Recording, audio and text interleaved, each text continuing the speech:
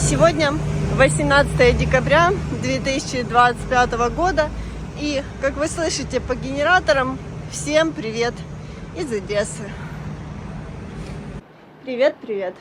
Скажу вам честно, не помню, когда шла по улицам Одессы и было тихо. Просто весь город гудит, везде работают генераторы, и это, к большому сожалению, не прекращается.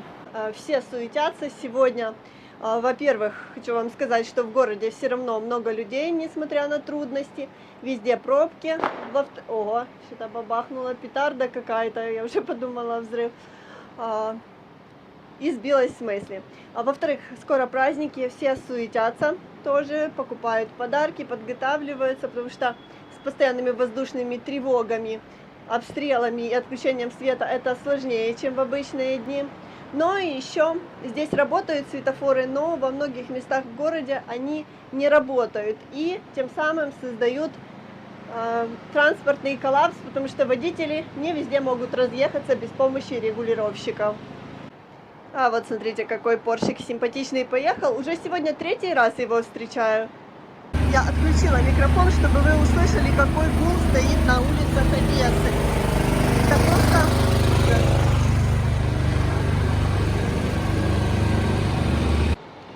В Одессе обстановка с электроэнергией остается еще до сих пор сложной, и вы это видите. У меня включили свет пару дней назад, но вчера его снова начали отключать, отключали его за ночь 3 раза. И это создает свои сложности. Отключается свет, отключается вода, отключается отопление. У моей знакомой с 11 декабря еще до сих пор не включили свет и обещают его включить к 12 часам ночи. В некоторых районах города одесситы вышли перекрывать дорогу, что у них нету больше 7 дней света.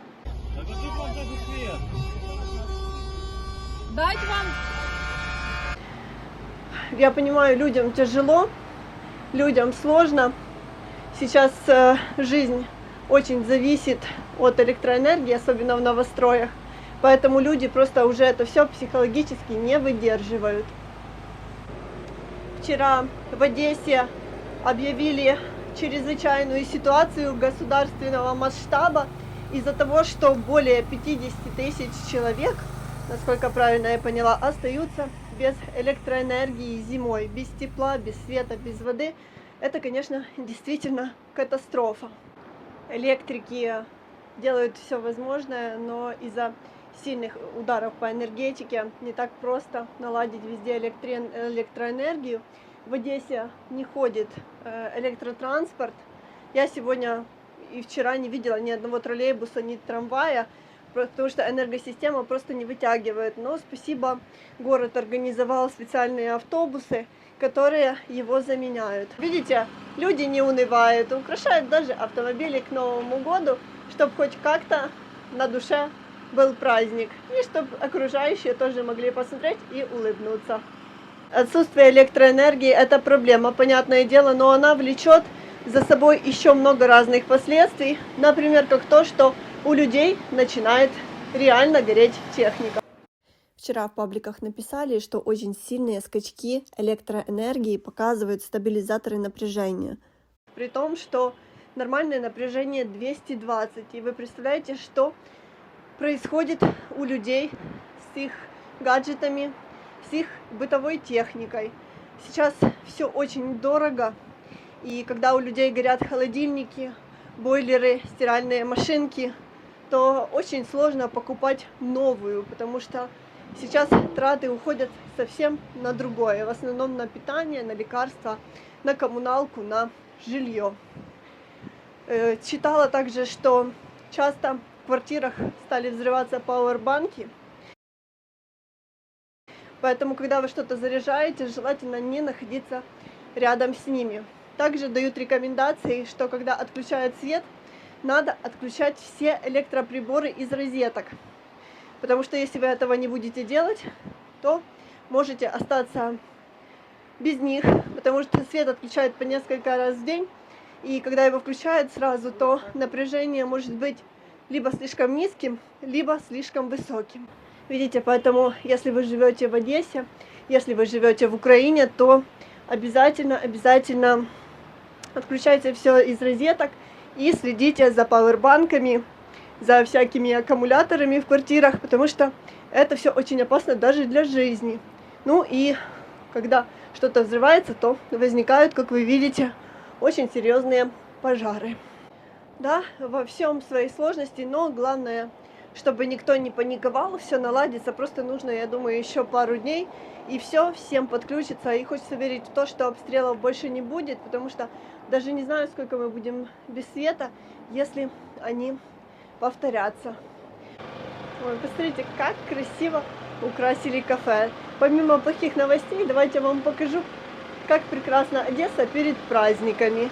Ну, просто невероятно. Посмотрите, все стараются.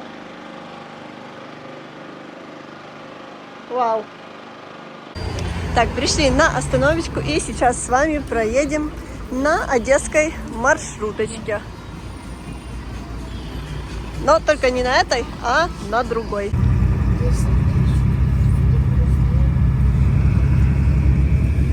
Проезд в одесской маршрутке так и стоит, как в прошлом году, 20 гривен с человека. И, как всегда, оплата при выходе. Из-за отключения электроэнергии прогнозируют повышение цен достаточно существенно. Скоро Рождество, у нас часть людей празднует 25 декабря, часть людей 7 января. Ну, в супермаркетах уже появляется вот рездвяный калач по 75 гривен. Вот такие вот они рездвяные калачи. Скажу вам честно, я уже такой пробовала, мы пробовали. Он с изюмчиком и достаточно вкусный. Это в Таврии вот такие продаются. Они желтые, сладкие. В принципе, можно брать. Как я сказала, резкого повышения цен нету. Вот, допустим, сахар по 29 гривен. И сейчас покажу вам еще что-то из необходимого. Говорят, что повітряна тревога. Смотрите, гречка по 75 гривен. Такая. И вот такая вот по 39 гривен. Кстати, уже кутя, вот видите, продается рездвяна по 17,90.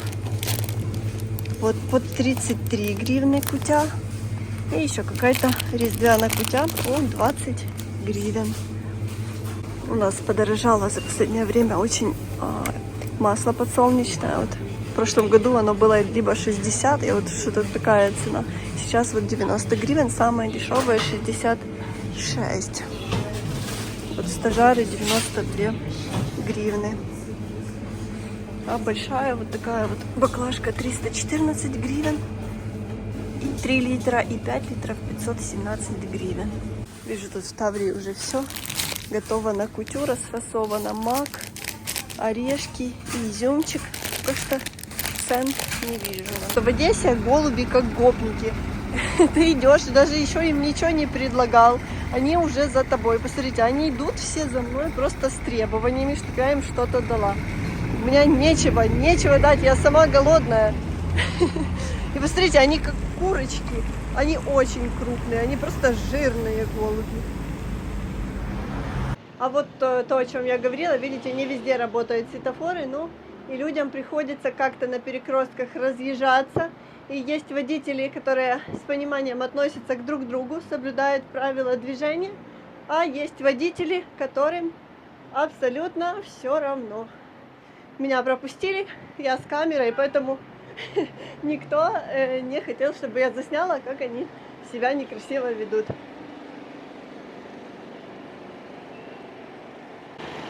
Боже, витрины просто загляденье.